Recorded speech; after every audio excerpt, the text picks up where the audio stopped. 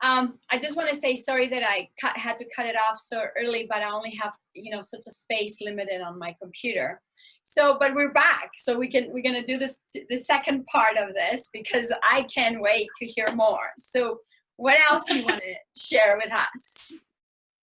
Oh my goodness. Well, I just would say that this connection with Venus and beauty, which connects with music, it connects with a state of coherence, balance, harmony. And when we're going into in the tropical Western astrology, she's in the sign of Gemini. And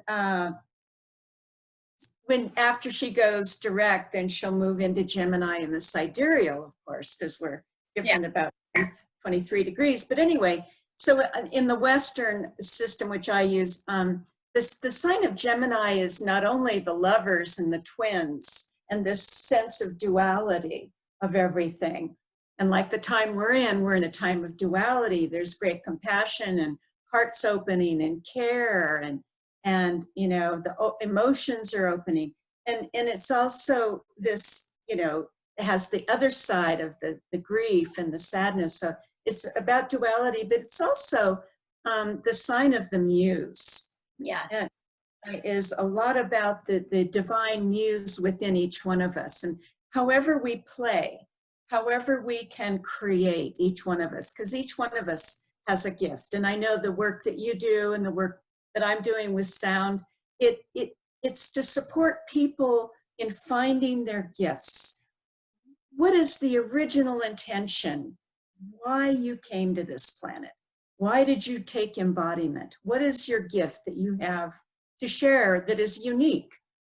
That is, no one else could do what you are doing. So what is it? A lot of people, like you said earlier in part one of the chat today, people are searching. Once we have time to slow down and we're not so driven and driving, who am I?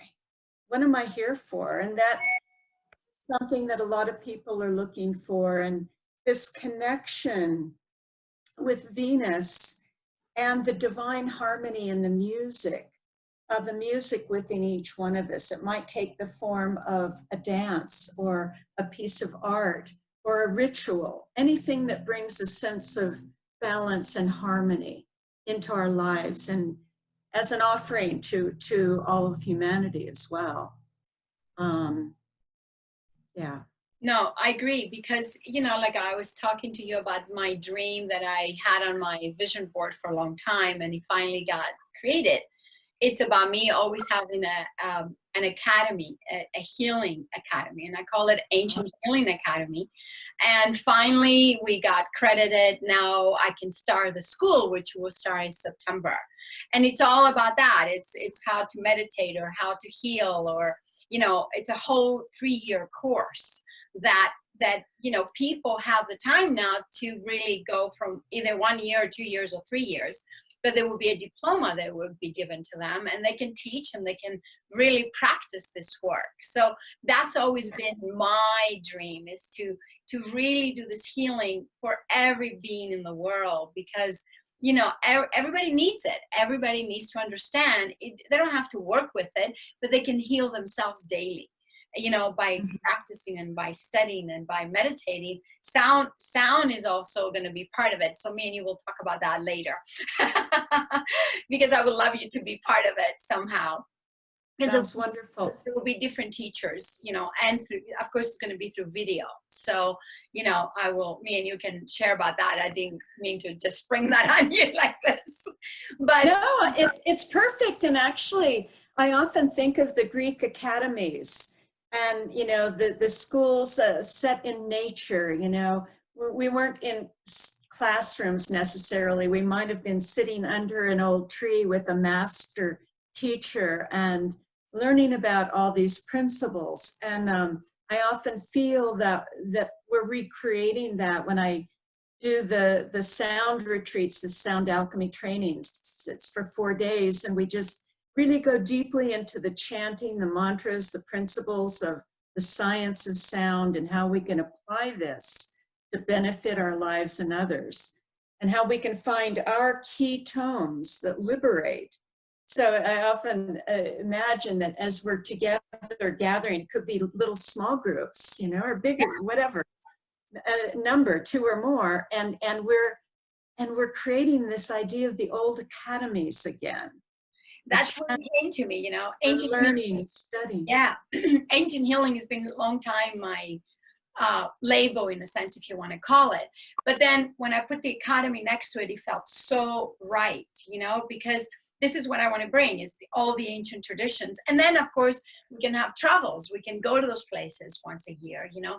We can explore that way and sit in the temples and hear music or meditate or do the mantras or do the ceremonies. So anyway, that's been my dream. And I think Venus now is making me really go deep and really create it from the depths of my own knowingness, correct?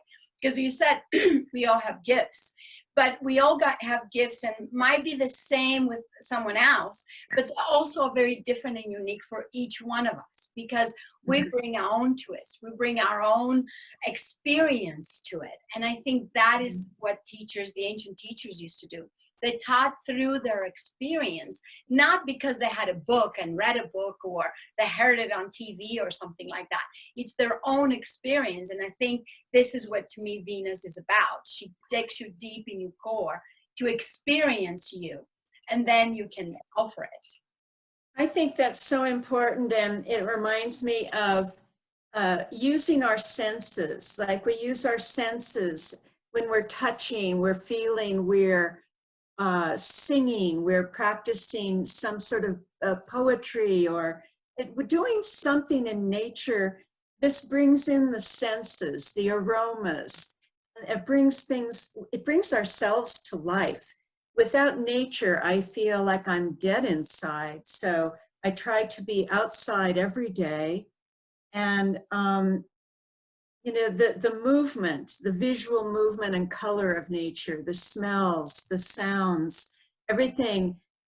We're becoming so technologically focused, and things are becoming more so with AI, artificial intelligence.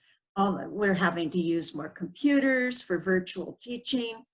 So it's important for each one of us to have that tactile with the creative beauty around us and engaging those senses so we don't lose the ability, and we can refine them even more. And that also is connected back with Venus and that love of beauty. Yeah, I think we're gonna wake up in a very different world, but now we're going through the growing pains of that, you know? We're definitely going through those growing pains, but I think it's gonna be beautiful in this new world that we're gonna be creating, because there's a lot of us like me and you, and I know a few other women here in Sedona that actually are, I don't wanna call them the wise ones, but they've been through so much and they have understood our path, you know? And now it's time for us to share this path and really go out there and help others. And anyway we do it, it doesn't matter how. I think we're ready. So,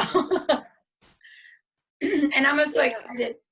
You're getting ready to go back to South of France. I will get ready to go back to Greece, and you know, we'll see how the whole thing works. But you know, we have to pray and stay healthy and really do what's good for us, because I think our immune system really lives with nature. We cannot stop breathing this clear air, you know, in the nature, from the nature, because you know, I don't want to recommend people what to do, but for me, breathing, it's one of the deepest things we can do and strengthen our immune system. And breathe fresh air and clean air. And we did it a little bit because the cars stopped, the planes stopped, the pollution stopped, everything stopped. And now the God is saying, go back in, and then you're going to shine when I become the morning star. So, hey, let's give the mother that love that she needs to really continue holding us, you know, in that way. Exactly. I don't know if we talked after I did the last CD release in on Earth Day. No, it's called It's called Earth Rising, And it's songs that I actually recorded in the 1980s and 90s. And it's all songs that are dedicated to the earth in her evolution as she's rising. And there's an old indigenous American song that spoke about earth is rising, she's coming swiftly, humming, gliding, wild and free. And so that's the theme for the whole CD. And just the return to nature. There was a program on NPR recently about the effects on nature since we've stopped driving and flying so much. And it was saying that the frogs are more plentiful and they're happier, they're singing and croaking, and birds are singing more plentiful. And I'm noticing more bird species. I agree. All the time, I see more species on my yard, just in my front yard. Yeah. It's great. The hummingbirds, the butterflies, the cardinals were singing down at the river yesterday. It's so wonderful to hear this resurgence of the beauty coming back. Yeah, and I want to go back to what you were saying, that a few years ago, in the 90s, you wrote that song and those lyrics. But what happens is, you see, sometimes we're a little bit ahead of our time. Not, and I find that a lot about myself. But it takes us a little bit of time to manifest. And I think we go in with the flow of the mother. When she's ready to allow us to manifest things, then we're ready to give it, But we do have, all of us, not just me and you. But the thing, even the people that are watching us, there is a knowledge there that we knew 20 years ago or 30 years ago. And now we can actually really give it birth to this knowledge and to this wisdom and to this, abundance that is inside of us, instead of going crazy trying to find everything outside ourselves, Yeah. Yeah. One of the songs I'm recording now, it's about the dragon that guards the path to the cave of treasure. And the treasure is a luminous pearl.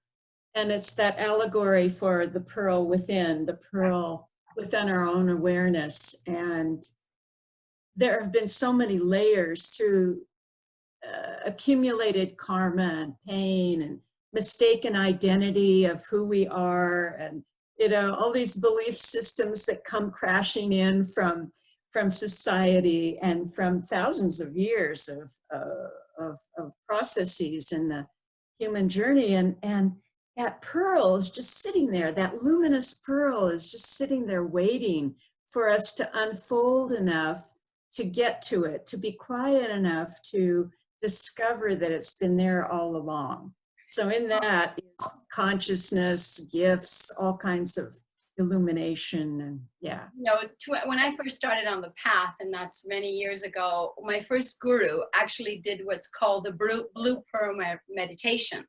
And it was our pineal gland, But then a lot of the doctors, I heard, when they were studying that part of their, scientifically, a lot of people were saying, no, that means nothing. You don't even look at the pineal gland. It's no use to the humanity, to the human body. And that is so wrong, because that blue pearl that you're talking about is our consciousness, is our intuition. It's our, what do we need to create in this world? It starts from there, because that connects to the crown chakra, and everything gets transferred from that blue pearl, And I remember that was the teachings, and then birth, correct? And that was the teachings of, like, in the 80s of my guru. And I was like, wow. And the doctor's like, no, no big deal. A lot of scientists were saying that means nothing to the human body. What are you talking about? That is the human body. That creates a lot of it, Anyway, and it's all of the centers, all of that dragon that guards the pearl in the Gnostic texts.